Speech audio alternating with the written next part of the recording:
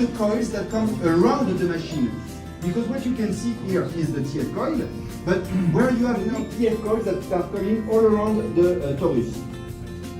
We will have also to install CS coils, and then we will have also to bring all the other components to connect also the vacuum vessel to their ports, and to connect the ports to the interfaces that are within these galleries, to bring all the port plugs and all the equipment that will be used for diagnostic, for the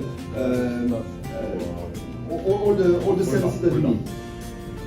In order to do this, we are going to start the activity already next year with a company that has been preselected, Larsen & Toubro.